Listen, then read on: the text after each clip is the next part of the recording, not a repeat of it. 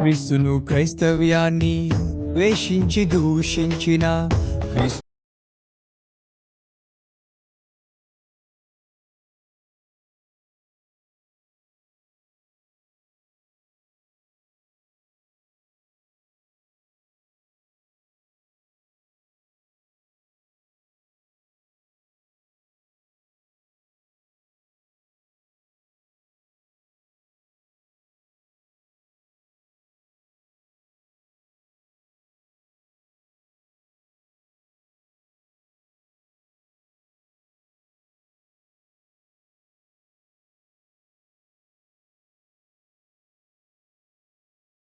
ఏం ప్రార్థన చేస్తున్నాడు తెలుసా? ప్రభా, నువ్వు నాకు బిడ్డను ఇస్తానని చెప్పేవట.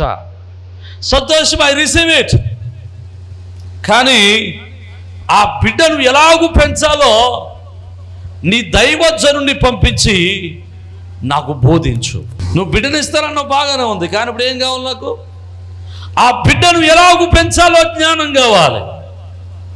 ఈరోజు పిల్లల్ని పెంచడానికి జ్ఞానం కోసం మనం ఎక్కడికి వెళ్తున్నాం చెప్పండి? మీకు మంచి ఉదాహరణ చెబితాను. నాకు పుస్తకాలు చదవడం అంటే చాలా ఇష్టం. నేను పోయినసారి బెంగళూరు వెళ్ళినప్పుడు 10 పుస్తకాలు కొనుక్కొచ్చాను. ఆ పుస్తకం కొనుక్కొస్తాను కానీ బీరోలో పెట్టడానికి తప్ప చదవడానికి ఖాళీ ఆడదామా. ఆ బీరోలో పెట్టాను 10 పుస్తకాలు పట్టుకొచ్చాను, కొనుక్కొస్తాను. వచ్చేటప్పుడు పుస్తకాలన్నీ సూట్ కేసులో పెట్టి ట్రైన్లో సీట్ కింద పెట్టేశాను. నా ప్రక్కన ఉన్న ఆయన కూడా పాస్టర్ గారే, ఆయన కూడా పుస్తకం కొనుక్కున్నాడు. ఆయన పైన పెట్టుకున్నాడు. నేను అక్కడ నుంచి బెంగళూరు నుంచి రాజమండ్రి తాడిపల్లి కూడా వచ్చే లోపల ఆయన పుస్తకం మొత్తం చదివేశాను. దేవునికి ఇష్టం. నా పుస్తకాలు చదువుకోలేదు నేను. ఆయన పుస్తకం అంటే మరి ఆయన పుస్తకం పట్టుకుని కదా, అలాగనమాట. ఒకసారి నేను ఎక్కడో ఒక బుక్ స్టాల్లోకి వెళ్ళాను, ప్రైవేట్ బుక్ స్టాల్స్లోకి వెళ్తే ఆ బుక్ స్టాల్స్లో ఒక ర్యాక్ ఉందన్నమాట. ఒక ట్రాక్ ఉంది. ఆ ర్యాక్ నిండా చాలా పుస్తకాలు ఉన్నాయి. ఆ పుస్తకాలన్నీ ఏంటనుకుంటున్నారు? పిల్లలు ఎలాగ పెంచాలో పుస్తకాలు. పిల్లల సైకాలజీ అర్థం చేసుకోవడానికి, పిల్లలకి చదువు ఎలా నేర్పాలి, పిల్లలకి ఏమి నేర్పాలి, పిల్లలతో ఎలాగ మాట్లాడాలి అనేటువంటి పుస్తకాలు ర్యాక్ అనమాట. చూస్తే చాలా పెద్ద పెద్ద పుస్తకాలు ఉన్నాయి. ఇంచుమించు బైబిల్ అంతా ఉన్నాయి పుస్తకాలు. ఒకవేళ ఈ పుస్తకం తెచ్చుకుని అట్టుకెళ్ళి చదవటం మొదలెడితే ఈ పుస్తకం అయ్యే లోపల ఈ పుట్టినోడు వీడికి పెళ్ళి అయిపోతుంది. మరి జాగ్రత్తగా ఆలోచన చేస్తే పుస్తకాలు చదివి కాదు మన పిల్లల్ని పెంచాల్సింది, లోక జ్ఞానంతో కాదు పిల్లల్ని పెంచాల్సింది. పుట్టినటువంటి తన మనోహ అంటున్నాడు, అయ్యా నీ దాసుని పంపించి నీ దాసుని మాటలో నుంచి నా బిడ్డలు ఎలాగూ పెంచాలో నాకు మరొకసారి బోధించు. దేవునికి స్తోత్రం, హల్లెలూయా. బోధకుడి వినాలని, సేవకుని మాట వినాలని, సేవకుని నోటులు వాక్యాన్ని వినాలని, సేవకుని నోటులు పిల్లలు ఎలాగ పెంచాలో జ్ఞానం సంపాదించుకోవాలని ఆశపడిన కుటుంబము మనోహ కుటుంబం. దేవునికి స్తోత్రం. మొదటిది, వారు కోరికలు ఆశలు తీరకపోయినా వారు సేవలను పరిచర్యలను దిగసారిపోకుండా దేవుడు కొరకు ఎదురు చూసింది మనోహ భార్య కుటుంబం. రెండవది, దేవుడు వాగ్దానం చేసిన తర్వాత ఆ వాగ్దాన ఫలం పొందుకునేటప్పుడు తన బిడ్డలు ఎలాగూ పెంచాలో కావలసిన జ్ఞానం కొరకు అడిగింది మనోహ కుటుంబం. మరి ఈరోజు మన పిల్లల్ని ఏ జ్ఞానంతో పెంచుతున్నాం? మనం పిల్లల్ని పెంచడం అంటే మామూలు విషయం ఏం కాదండి. పిల్లలు లేనోళ్ళు లేలో అని ఎడితే లేరని బాధపడతారు కదా. పిల్లలు ఉన్న వాళ్ళు ఎలా పెంచాలరు అని ఎడుతారు. మగ పిల్లలైతే ఓ రకంగా ఎడుతాం, ఆడపిల్ల అయితే ఇంకో రకంగా ఎడుతాం. మామూలుగా ఉండదు ఇక ఏటమే. ఆడపిల్లలైతే ఎంత ప్రమాదమో సమాజంలో పిల్లల్ని పెంచటం, ఎంత భయమో కదా. పిల్లలు ఎలా పెంచాలో దేవుని యొక్క వాక్యంలో ప్రభు వారు మనకు చాలా స్పష్టంగా తెలియపరిచాడు. దేవునికి స్తోత్రం. మీకు ఎలాగ ఉన్నారో నాకు తెలియదు కానీ, మీ పిల్లలు మీరు ఎలా పెంచుతున్నారో నాకు తెలియదు కానీ, మా పిల్లల్ని పెంచడం మాత్రం నాకు చాలా ఇబ్బందిగానే ఉంది. ఎందుకో తెలుసా? మా పిల్లల్ని పెంచడానికి, మా పిల్లలకి బోధించడానికి, మా పిల్లలకి పాఠాలు చెప్పడానికి, మా పిల్లలకి వాక్యం చెప్పుకోవడానికి నాకు టైం దొరకట్లేదు. పరిచర్యలో భారం. ఉదయమే వాళ్ళు 7 గంటలకు స్కూల్కి వెళ్ళిపోతారు, సాయంకాలం 7 గంటలకు వస్తారు. వాళ్ళు వచ్చే సమయానికి నేను బయలుదేరి బయటికి, నేను ప్రార్థనకి వెళ్ళి తిరిగి వచ్చే లోపల వెళ్ళి పడుకుంటారు. పొద్దున్న లేకుండానే వారంలో 2 రోజులు 3 రోజులు ఎప్పుడైనా కుదిరితే ఒక అరగంట కూర్చోవడానికి సమయం దొరుకుతుంది తప్ప ఎక్కువ సమయం దొరకట్లేదు. నేను అప్పుడు ఒకసారి అడిగాను, ప్రభువా నా బిడ్డల్ని పెంచుకోవడానికి, నా బిడ్డలతో సమయం గడపడానికి సమయం దొరకట్లేదు. ఏంటి పరిస్థితి ప్రభు అని అడిగితే, ప్రభు నన్ను ఒకసారి అన్నాడు, అసలు నువ్వేం చేస్తున్నావు, పిల్లల్ని వదిలిపెట్టని అడిగాడు ఆయన. ఆలోచించాను, నిజమే పిల్లల్ని వదిలిపెట్టి నేనేం చేస్తున్నాను. ఒకసారి ఆలోచిస్తే నాకు అర్థమైందో తెలుసా, నేను చేసే పని ఏంటో తెలుసా, ప్రభా నేను అన్నాను ప్రభుతో, ప్రభా ఇగో తండ్రి నేను చేసే పని, నీ పని చేస్తున్నాను, నీ పిల్లల్ని పెంచుతున్నాను. దేవునికి స్తోత్రం. దేవుని పిల్లల్ని పెంచుతున్నాను, దేవుని పిల్లలకు కావలసిన బోధ అందిస్తున్నాను, దేవుని పిల్లలను, నీ పిల్లల్ని నీలో పెంచడానికి ప్రయాసపడుతున్నాను. మరి నువ్వు పెంచేది నా పిల్లలు అయితే నీ పిల్లల గురించి నువ్వు బాధపడాల్సిన అవసరం ఏముంది? నువ్వు నా పిల్లలు పెంచినప్పుడు నీ పిల్లలు పెంచే బాధ్యత నాది కదా అన్నాడు దేవుడు. మన పిల్లలు ఎలాగ పెంచాలో వాక్యంలో చాలా స్పష్టంగా ప్రభువు సెలవిచ్చాడు. మన పిల్లలు ఆయన విడిచిపెట్టలేదు. బైబిల్లో రాయబడిన మాట ఏది లేదు, అన్నిటినీ కూడా ప్రభువు రాసి పెట్టాడు. పిల్లలు పెంచేటప్పుడు 2 మాటలు మీకు జ్ఞాపకం చేస్తాను. ఒకటి సామెత గ్రంథంలో అంటాడు కదా, బాలుడు నడవలసిన త్రోవలు వాడికి చిన్నప్పుడే వాడికి నేర్పించేయాలి, వాడికి ఏం చేయాలో ఎలా ఉండాలో. పెద్దవాడైనప్పుడు ఏం చేయడట చెప్పట్లేదు, వాడు తొలగిపోయాడు. ఇలాగంటున్నాడండి, ఏమనుకోవాకండి, సరదాగా ఒక మాట చెబుతాను. ఇంటికాడ పిల్లలతో ఆడుకుంటారు బాగానే ఉంది, ఇంటికాడ పిల్లలు అల్లరి చేస్తే సంతోషిస్తారు బాగానే ఉంది. కానీ చర్చిలోకి వచ్చి పిల్లలు అల్లరి చేస్తారని నవ్వుతుంటారు, అది నాకు నచ్చదు. పిల్లలు పెట్టేది వెళ్ళి వాళ్ళని వెళ్తూ ఉంటాడు, ఆ బైబిల్ తీసి ఇలా చేస్తుంటాడు, గబగబా ఇలా పరుగులు పెడతా ఉంటాడు, అప్పుడు హీ హీ హీ అని నవ్వుతారు. అది నవ్వాల్సిన ప్లేసా? పిల్లలు అల్లరి చేస్తుంటే సంతోషించాల్సిన స్థలం అది. ఇంటికాడ అల్లరి చేస్తేనేమో కొట్టేస్తుంది. ఎప్పుడు సీరియల్ చూస్తుంటే సీరియస్గా ఏ గిన్నె పాడేస్తాడు, ఈడు గిన్నె పాడేశాడా ఇది నడ్డు మీద. కానీ ఎక్కడ అల్లరి చేస్తే అవుతుంది, ఇది పెద్ద గొప్పతనం అనుకుంటుంది ఏంటో మరి నాకు అర్థం కాదు. క్రమశిక్షణ నేర్పడంలో చాలా జాగ్రత్తగా పిల్లలకు నేర్పాలి. ఏ స్థలంలో ఎట్లా ఉండాలో పిల్లలకు మనం నేర్పించవలసిన వారమై ఉన్నాం. దేవునికి స్తోత్రం. మరొక మాట అంటాడు ఎఫెసీయులకు రాసిన పత్రిక 6వ అధ్యాయంలో, తండ్రులారా మీ పిల్లలకు కోపము రేపదు. పిల్లలకు కోపం రేపకుండా పెంచాలి. అది సాధ్యమయ్యేది అసాధ్యమయ్యేది మనం దేవుని యొక్క వాక్యంలో వినగలిగితే తెలుస్తుంది. దేవునికి స్తోత్రం. జాగ్రత్తగా మనం ఆలోచన చేస్తే, మనము దేవుని యొక్క వాక్యాన్ని వినేటప్పుడు దేవుని యొక్క దాసులో నుంచి దేవుడు మన పిల్లల్ని ఎలా పెంచాలో, మనం ఎలాగూ బ్రతకాలో, ఎలాగూ జీవించాలో దేవుని యొక్క వాక్యంలో నుంచి దేవజనుడు మనకు తెలియపరుస్తాడు. జాగ్రత్తగా వినండి, ఒక మాట చెప్తాను మీకు. మనోహ ఏం ప్రార్థన చేస్తున్నాడు, నీ దైవజనుడి చేత నాకు బోధించు. ఇంచుమించు మీరు ప్రార్థనకు వచ్చేటప్పుడు కూడా అదే ప్రార్థన చేస్తారేమో కదా. ఏమని ప్రార్థన చేస్తారు మీరు? ప్రభా నీ దాసుల నుంచి నాతో మాట్లాడంటారా, అదే అంటారా, ఇంకేమైనా ప్రార్థన చేస్తారా? ఏమో, ఎవరు ఇంకా ఏం చెప్పలేదు, అడిగితే ఎప్పుడన్నా. దేవునికి స్తోత్రం. ఇంటికాడ వచ్చేటప్పుడేమో దేవా నాతో మాట్లాడు అని ప్రార్థన చేస్తాం.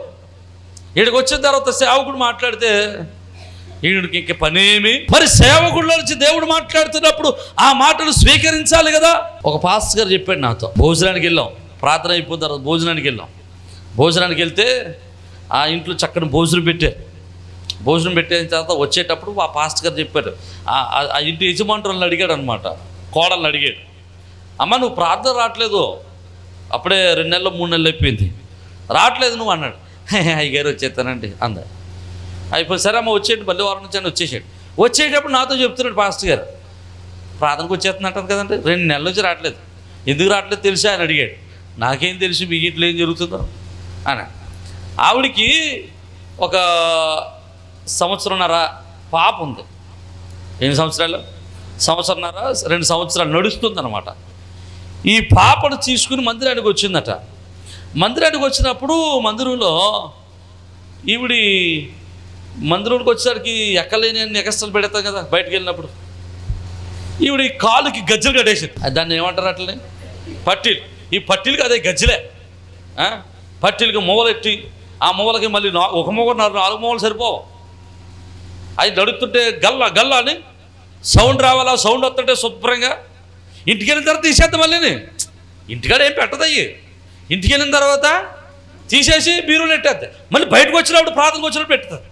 ఈయన అన్నాడంటే, అమ్మ పిల్ల తిరుగుతుంది బాగానే ఉంది, సంతోషమే, పిల్ల మనం ఏమనలేము, దయచేసి ఆ పిల్ల పెట్టుకుని గజ్జలు తీసేయమ్మన్నాడట. గజ్జలు తీసేటప్పుడు నేనే రాను ప్రార్థన మానేసాను ఇంటికి. అంటే ఇప్పుడు ఇక్కడికి ఏం కావాలి? అక్కడ వాక్యం చెబుతుంటే పాస్టర్ గారి బ్యాక్గ్రౌండ్ సౌండ్ ఆ గజ్జులో అనమాట. ఈరోజు జాగ్రత్తగా వినండి, దైవ సేవకుడు మేము ఎప్పుడు కూడా మిమ్మల్ని ఏ విధంగానూ దూషించడానికో తిట్టడానికి మేము ఇక్కడ లేం. అయినా తిడతామంటే దేవుడు మా నోటిని ఆయన స్వాధీనపరుచుకుని మీతో మాట్లాడుతున్నాడు అనుకోవాలి. దేవునికి స్తోత్రం, హల్లెలూయా. అలాగనుకో మేము ఏమనుకుంటాం, మేము నీవే పని కట్టుకొని నా గురించి చెప్పాను. మనోహ అంటున్నాడు, ప్రభా నీ దాసుని పంపించు, నీ దాసుల్లో నుంచి నాతో మాట్లాడు. దేవుడు మనోహ ప్రార్థన ఆలకించేనని రాయబడింది. దేవునికి స్తోత్రం చెప్పాడు, హల్లెలూయా. ఈరోజు దేవుడు ప్రార్థన ఆలకించేవాడండి. ఈరోజు పురుషులు ఎవరు ప్రార్థన చేస్తారో నాకు తెలియదు, కానీ ఒకవేళ పురుషులు ఇప్పటి వరకు ఏదైతే ప్రార్థన చేశారో ఆ ప్రార్థనలన్నింటినీ దేవుడు అంగీకరించునుగాక. దేవుడు పురుషుల యొక్క ప్రార్థన వారు ఇప్పటివరకు ఏం చేశారు ఆ ప్రార్థన అంతా దేవుడు మీ ప్రార్థనకు ప్రతిఫలం అనుగ్రహించునుగాక. ఒకవేళ ఇక్కడ రాని భర్తలు ఎవరైనా చాలామంది ఉన్నారేమో, ఒకవేళ మీ భర్తలు ప్రార్థన చేస్తే ఆ ప్రార్థనకు దేవుడు ప్రతిఫలం ఇచ్చునుగాక. చూసారా, దేవునికి స్తోత్రం. దేవుడు మనోహ ప్రార్థన ఆలకించాడు. మనోహ ప్రార్థన ఆలకించి దేవుడు మరొక్కసారి దేవుని యొక్క దాసుని, దేవుని యొక్క దూతను ఎక్కడికి పంపించాడు? మనోహ దగ్గరికి కాదు, తన భార్య దగ్గరికి పంపించాడు. తన భార్య దగ్గరికి, మనోహ భార్య దగ్గరికి దేవుని దూత రాగానే మనోహ భార్య ఏం చేస్తుందో తెలుసా? అయ్యా ఎక్కడే ఉండి వస్తానని చెప్పి పరుగున తన భర్త దగ్గరికి వెళ్ళింది.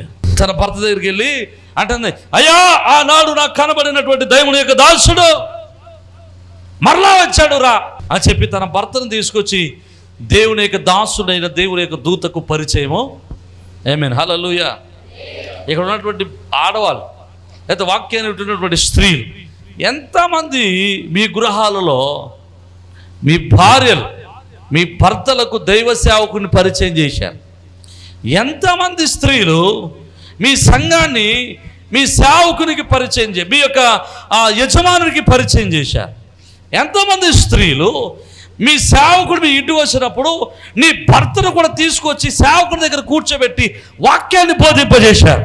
ఎంతమంది స్త్రీలు దైవ సేవకుడు ఇంటికి వచ్చినప్పుడు నీ భర్తతో పాటు వాక్యాన్ని వినడానికి ఇష్టపడ్డారు? ఇంచుమించు ప్రతి ఇంట్లో ఎట్లా ఉంటారంటే, పాస్టర్ గారు ఎలా వస్తాడంటే నువ్వు చూసుకోయా అనుకుని ఇంటి మీద వెనకాల దొడ్లోంచి వెళ్ళిపోతుంటాడు. దైవ సేవకుడు వచ్చాడంటే ఇంటికాడ కూర్చొని సేవకుని మాట వినేటువంటి పురుషులు చాలా తక్కువ మంది ఉంటారు. నేనంటే నువ్వు ఒక్కదాని మీద సేవకుడి దగ్గర కూర్చోడం కాదు, నువ్వు ఒక్కదాని మీద సేవకురాలు వచ్చినప్పుడు వారి దగ్గర కూర్చొని నీవు వాక్యాన్ని వినడం కాదు, నీ భర్తను కూడా సేవకుడికి పరిచయం చేసి నీ సేవకుడి ద్వారా నీ భర్తకు వాక్యాన్ని బోధింపచేయాలి.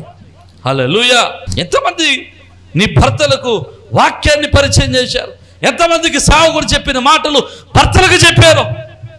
ఎంతమంది నీ కుటుంబానికి నీ సేవకుడిని పరిచయం చేశారు? మనోహ భార్య తన భర్తను తీసుకొచ్చి దైవజనుడికి పరిచయం చేస్తే దైవజనుడితో మనోహ మాట్లాడుతున్నాడు. అయ్యా ఆనాడు కనబడిన వాడు నువ్వేనా? అవునయ్యా. కుమారుడు పుడతాడని చెప్పిన వాడు నువ్వేనా? అవునయ్యా. దయచేసి నా కుమారుని ఎలా పెంచాలో నాకు తెలియపరచండి అన్నప్పుడు ఆ దైవజనుడు మనోహకు మరలా విషయాలన్నీ తెలియపరిచాడు. దేవునికి స్తోత్రం. ఇక్కడ వరకు బాగానే ఉంది. ఎప్పుడైతే ఈ విషయాలన్నీ చెప్పాడో మనోహ ఇప్పుడు పని చేస్తున్నాడు. వచ్చినటువంటి దేవుని యొక్క దాసుని ఆ యొక్క దేవదూతను అంటున్నాడు, అయ్యా నువ్వు ఇక్కడుండు, నేను ఒక మేకపిల్లని తెస్తానని చెప్పి పరుగుడు వెళ్తున్నాడు. దేవదూత పిలిచి అంటున్నాడు, ఇదిగో నువ్వు ఏది వండినను నేను తినను. ఒకవేళ నువ్వు బలి అర్పించాలనుకుంటే అది నాకు కాదు, యెహోవాకు అర్పించాలి. దేవునికి స్తోత్రం. ఎలాగట? యెహోవాకు. ఇప్పుడు బలి ఎవరికి అర్పించడానికి సిద్ధపడుతున్నాడు? వీడు సేవకునికి బలి అర్పించడానికి ఇష్టపడుతున్నాడు. కానీ ఆ సేవకుడు ఏమంటున్నాడు? అయ్యా నేను పూజారుహులను కాదు, నీవు పూజలు ఎవరికి చేయాలి? యెహోవాకు చేయాలి. దేవునికి స్తోత్రం. ఈరోజు జాగ్రత్తగా వినండి, సేవకుణ్ణి దేవుడితో సమానుడిగా చేసి సేవకుడు ఇక్కడ పూజించే సేవకు సంఘాలు చాలా ఉన్నాయి. సేవకుని పూజించే సంఘాలు, సేవకుని దేవుడితో సమానుడిగా చేసినటువంటి సంఘాలు. చాలామంది సేవకులు ఈ మాట రాసుకుంటారు, రెవరెండ్ అని. నేను ఎక్కడో చూశాను రెవరెండ్ అంటే దాని అర్థం ఏంటంటే పూజ్యుడు అని. ఎవరికైనా నేను ఇన్విటేషన్ ఇచ్చేటప్పుడు పాస్టర్ అని రాస్తారు, లేకపోతే బిషప్ అని రాస్తాను, లేకపోతే బ్రదర్ అని రాస్తారు. ఎందుకో నా చెయ్యి రెవరెండ్ అని రాయడానికి ఇష్టపడతాను. అది ఎడుతలేదు నాకు తెలియదు. I don't accept them. ఏ సేవకుడు పూజడు కాదు, అసలు రెవరెండ్ అని పేరెట్టుకోవడమే తప్పు. It is not a biblical. అది వాక్యానుసారమైంది కాదా. పూజింపదగిన వాడు, పూజలందుకోగలిగిన వాడు, పూజార్హుడైన వాడు దేవుడు తప్ప మరి ఎవడునూ లేడు. దేవునికి స్తోత్రం చెప్పండి. హల్లెలూయా. ఈ మనోహ వచ్చినటువంటి సేవకుడిని దేవుడిగా భావించి దేవుడికి అర్పించవలసిన బలియాగాలన్నీ ఆ సేవకుడికి అర్పించడం మొదలు పెడితే ఈ సేవకుడు అంటున్నాడు నాకొద్దు. ఇదే సందర్భం మరొక చోట జరిగింది. అపోస్తుల కార్యగ్రంథంలో లుస్త్రా అనేటువంటి ప్రాంతానికి అపోస్తులుడు పౌలు తన సహోదరుడైనటువంటి బర్నబాయు వెళ్ళినప్పుడు వారిద్దరూ అక్కడ వాక్యాన్ని అందిస్తూ అక్కడ ఉన్నటువంటి బలహీన పాదాలు కలిగిన వాళ్ళని అక్కడ బాగు చేస్తారు.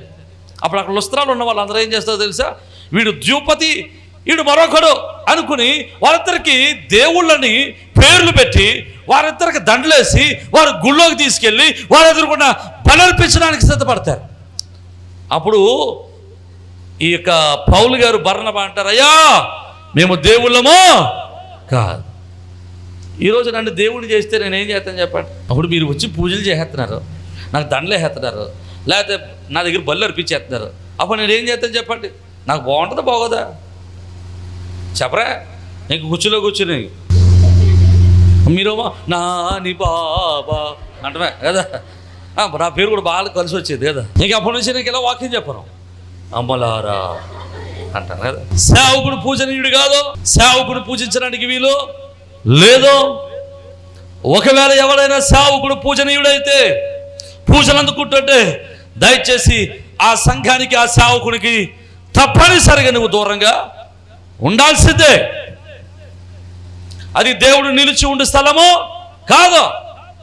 ప్రకటన గ్రంథంలో కూడా దేవుడి యొక్క దర్శనాన్ని యెహోవాకు చూపిస్తున్నటువంటి దేవుని దూత ఒకడు యెహోవా దగ్గర నిలబడినప్పుడు యెహోవాను సాష్టాంగపడి నమస్కారం చేస్తున్నప్పుడు ఆ దేవదూత అన్న మాట తెలుసు, అయ్యా నేను నీ వంటి వాడిని, నువ్వు నాకు నమస్కరించవద్దు. మన నమస్కారాలన్నీ మన పూజలన్నీ దేవునికి చెల్లాలి. హల్లెలూయా, హల్లెలూయా. కానీ ఇంకో మాట ఉంటుంది, జాగ్రత్తగా వినండి. అందుకని చాలామంది మనం అర్పించేటువంటి అర్పణలు సేవకుడి దగ్గర తెచ్చినప్పుడు ఇది సేవకుడకు అని తేకూడదు. హలో, ఎలా తేకూడదు? ఇది ఎవరికి కాదు. ఇప్పుడు నాకు తెస్తే నేను దేవుడిని అయిపోతాను కదా. నువ్వు అర్పణ నాకు అర్పించావంటే నేనేమైపోతాను? దేవుడు. నీ అర్పణ ఎవరికి తేవాలి? కానీ మీరు ఎవరికి తెస్తారు? పాస్టర్ గారికి ఇవ్వాలి కదా అంటే పాస్టర్ గారికి ఇవ్వాలి. పాస్టర్ గారికి కదా, ఎవరికి ఇస్తున్నావు నువ్వు? అంతే, దేవుడికి ఇస్తున్నావు నువ్వు అర్పణలు. అర్పణలు దేవుడు ఆశీర్వదించి సేవకుడు పోషించడానికి దేవుడు వాటిని ఇస్తాడు. అంతే. నువ్వు ఇచ్చే అర్పణ ఎప్పుడైనా సరే ఇది సేవకుడికి అనుకున్నావంటే దాని అర్పణకు నీకు ప్రతిఫలము రాదంతే. నువ్వు ఇచ్చే ప్రతి అర్పణ ఏదైనా సరే నువ్వెవరికి ఇస్తున్నట్టు ఇవ్వాలి? అయ్యా ఇది దేవుడికి ఇస్తున్నానా, దేవుని పేరట వచ్చిన వాడు కనుక ఇది నువ్వు తీసుకుని నా కొరకు ప్రార్థన చేయి. మనోహ వచ్చినటువంటి సేవకుడిని పూజించడానికి ఇష్టపడితే ఆ సేవకుడు దాన్ని తెగించాడు. కానీ తర్వాత కింద ఓ మాట అంటాడు చూడండి, 17వ వచనంలో, మనోహ నీ మాటలు నెరవేరిన తర్వాత మేము నిన్ను సన్మానించినట్లు నీ పేరేమని యెహోవా దూతను అడగగా, యెహోవా దూత నీవేళ నా పేరు అడుగుచున్నావు, అది చెప్పసక్యము కానిదనను. దేవునికి స్తోత్రం. జాగ్రత్తగా వినాలి. ఆ దూత అంటున్నాడు, ఆ దూత ఏమంటున్నాడు, నేను దీనికి సన్మానం చేస్తానంటే నాకు సన్మానం చేయొద్దు అంటలేదు, నా పేరు చెప్పసక్యము కాదు. అంటే ఇక్కడ మనం జ్ఞాపకం చేసుకుంటే అక్కడ బలి అర్పిస్తున్నప్పుడు నాకు అర్పించొద్దు అన్నాడు, సన్మానం అన్నప్పుడు మాట మాట్లాడలేదు. అనగా సంఘము చేయాల్సిన పని ఏంటంటే సేవకుడిని పూజించడం కాదు, సేవకుడిని సన్మానించాలి. ఏం చేయాలి? పూజకు సన్మానానికి చాలా వ్యత్యాసం ఉంది. బైబిల్లో వచ్చి కొన్ని మాటలు మీకు జ్ఞాపకం చేస్తాను. అపోస్తలుడైన పౌలు తిమోతికి రాసినటువంటి మొదటి పత్రిక 5వ అధ్యాయం, మొదటి పత్రిక 5వ అధ్యాయం 17వ వచనాన్ని ఒకసారి చదువుతాం మనం. బాగుగా పాలన చేయు పెద్దలను విశేషమ వాక్యమందంచు ఉపదేశమును ప్రయాసపడు వారిని రెట్టింపు సన్మానములకు పాత్రులుగా ఐ మీన్ హల్లెలూయా. ఎలాగంట? పూజలకు అర్హులుగా ఎంచాలని అన్నాడా? చెప్పట్లేదు మీరు. సన్మానమునకు పాత్రులుగా ఎంచాలి. We have to honour the pastors. దేవుడి సేవకులను మనం గౌరవించాలి, దేవుడి సేవకులకు లోబడాలి. వాక్యంలో మరొక చోట అంటాడు, హెబ్రీయులకు రాసిన పత్రిక 13వ అధ్యాయం 17వ వచనంలో అంటాడు, చదవండి ఒక మాట. మీ పైన నాయకులు ఉన్నవారు లెక్క అప్పచెప్పవలసిన వారే మీ ఆత్మలు కాల్చున్నారు గనుక వారు దుఃఖముతో పని చేసిన మీకు నిష్ప్రయోజనము గనుక దుఃఖముతో కాక ఆనందము చూచేయనట్లు వారి మాట విని వారికి ఆమేన్. వారు ఎలా చేయకూడదంట? దుఃఖంతో పని చేయకూడదు. మేము దుఃఖంతో ఎప్పుడు చేస్తాం పని? మాకు దుఃఖం ఎప్పుడు వచ్చింది? సేవకుడు దుఃఖం ఎప్పుడు వచ్చింది చెప్పండి? ఇక్కడ దయ్యాలు లేవు లేవు లేవు అని చెప్పి పంపిస్తే ఆ సాయంకాలం అయ్యగారో దయ్యం పడిపోయింది. అదే దయ్యం గురించి కాదు కానీ ఇక్కడ దయ్యాల గురించి మాట చెప్తాను. ఒకసారి నేను పొద్దున్న నుంచి సాయంకాలం ఒక ఆదివారం, అమ్మ దయ్యాలు ఉన్నాయి కానీ చచ్చిపోయిన వాళ్ళు దయ్యాలు కాదని చెప్పాను. నేను పొద్దున్న సాయంత్రం దాకా 2-3 గంటలు చెప్పాను వాక్యం. ఇంటికి వెళ్ళిన తర్వాత నాకు ఫోన్ చేసి అయ్యగారో ఎక్కని పడిపోండి మీద అన్నారు. ఎవరు పడిపోయినట్టు మళ్ళీ అని ఎక్కనంటే ఆ మనిషి కాదు, ఇప్పుడు మీకు తెలిసిన ఎక్కని కాదు, ఎవరో ఏదో పేరు చెప్పి ఇగో నా కూతురు అలాగే వెళ్ళిందంటే ఎవడో చచ్చిపోయాడంట, వాళ్ళు వచ్చి మీద పడిపోయాడు, ఇవి వాళ్ళు వచ్చామని నలకోటి పెట్టి అడుగుతున్నాడు, బిర్యానీ అడుగుతున్నాడు, ఇంకేం అడుగుతున్నాడు, పశువు నీళ్ళు అడుగుతున్నాడు అంటే అయ్యి అడుగుతున్నాడు, ఇవి అడుగుతున్నాడు. ఇంటికి వెళ్ళి అయ్యారో ఈడు ఎవడో పడిపోయాడు అంటే పూజ చేస్తే అప్పుడు బాధ కలిగితే పొద్దున్న నుంచి ఏమన్నా వాక్యం అంతా ఏమైపోయింది. అయ్యగారో నా కొట్లో బాగలేదు ప్రార్థన చేయండి, పొద్దు నుంచి సాయంత్రం చెప్పించుకుంటే ప్రార్థన చేస్తాం. ఆదివారం వచ్చేటప్పుడు కనపడతాం. ఒంట్లో బాగలేదప్పుడు ఇంటికి ఇంటికి వెళ్ళి ప్రార్థన చేస్తారు పాస్టర్ గారు. ఒంట్లో బాగున్నప్పుడు ఇప్పుడు ఊరంతా తిరుగుతుంది కానీ చెప్పరా ప్రార్థన రాదా? దేవునికి స్తోత్రం. అప్పుడు పాస్టర్ గారికి బాధ కలుగుద్ది, అయ్యో ఇవిడి కోసం ప్రార్థన చేశాను లోకంలో తిరిగిపోతుందని. వాక్యం చెప్పి మిమ్మల్ని గద్దించి వాక్యానుసారంగా బ్రతకడమని చెప్తుంటే ప్రార్థన ఇంట్లోకి వెళ్ళి ప్రార్థన చేసామా, జాగ్రత్తగా వెళ్ళామా, అత్తగారి ఇంటికాడ జాగ్రత్తగా ఉండామని బయటికి పంపిస్తే బయటకు వచ్చిన తర్వాత సొంపట్టుకుని ఎదురుతే ప్రార్థన చేసి మిమ్మల్ని విశ్వాసులు బలపరిచి అన్ని చేసి ఇంటికి పంపించిన తర్వాత ఆ భాస్కర్ పని బాగాడు ప్రో డబ్బులు కోసమే చెప్పినటువంటి వాక్యానుసారంగా నడవనప్పుడు, వాక్యానికి విరుద్ధంగా, సంఘానికి విరుద్ధంగా, సేవకుడు విరుద్ధంగా సంఘము నడిచినప్పుడు సేవకుడు దుఃఖపడతాడు. ఎందుకో తెలుసా? మీ మీద లెక్క చెప్పవలసిన వాళ్ళము మేమే. సునీత దేవుడు పిలిస్తే సునీత వచ్చి నిలబడు, ఏం చేశావు నువ్వు అని అడిగితే ప్రభు అని నన్ను నిలబెట్టి మీ విశ్వాసాన్ని కూడా అంటాడు. అవునయ్య గారు మా విశ్వాసే అంటాను నేను. దేవునికి స్తోత్రం. అప్పుడు ఆ పిల్లని అడుగుతాడు, నన్ను అడుగుతాడు, ఏంటి మరి ఇదేంటి విషయం అంటే అప్పుడు నేనేం చేయాలి? ఒకసారి ఇలా వాక్యం చెప్తాను నేను. ఒక ఆవిడ పేరు ఎత్తి ఇదిగో ఒకవేళ ఊరుదామా నీ పేరేంటి చెప్పు అన్నాను నేను. తరణి అంది.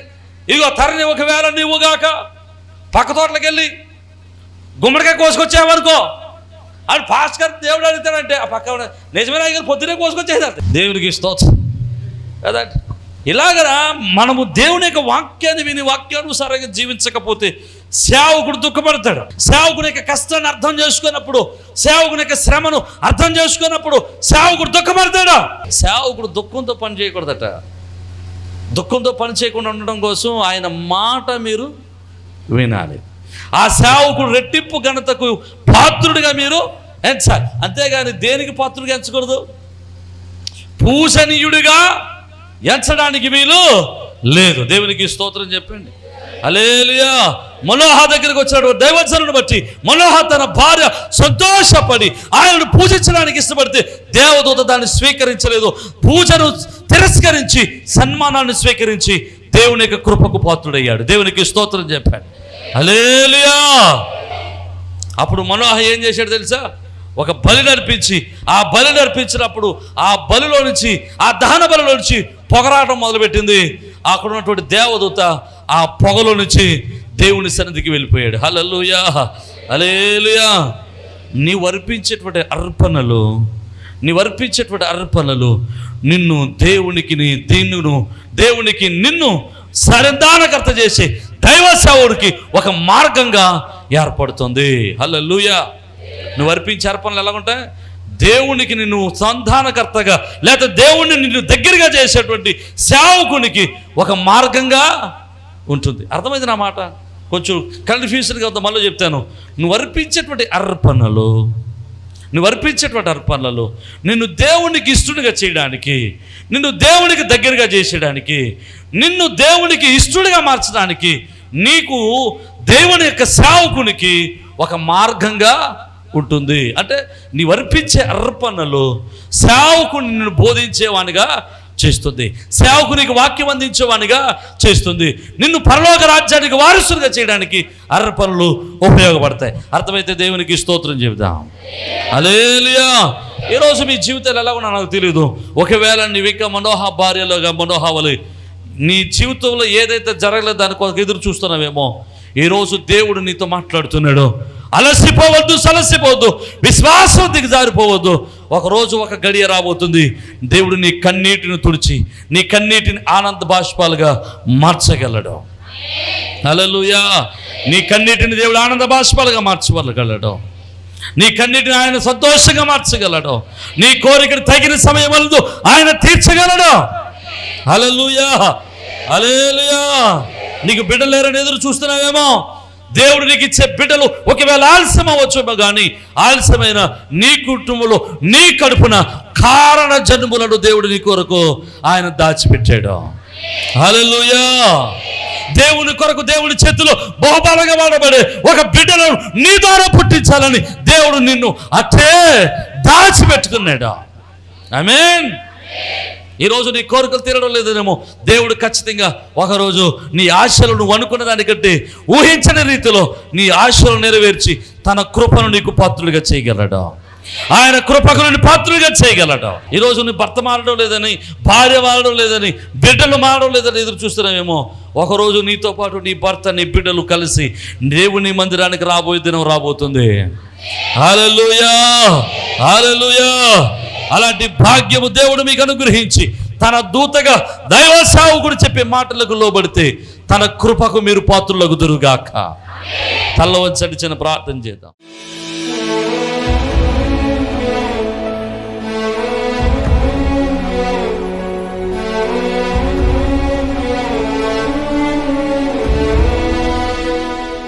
సర్వోన్నతుడు కృప కలిగిన దేవా మీకే వందనాలు, స్తోత్ర.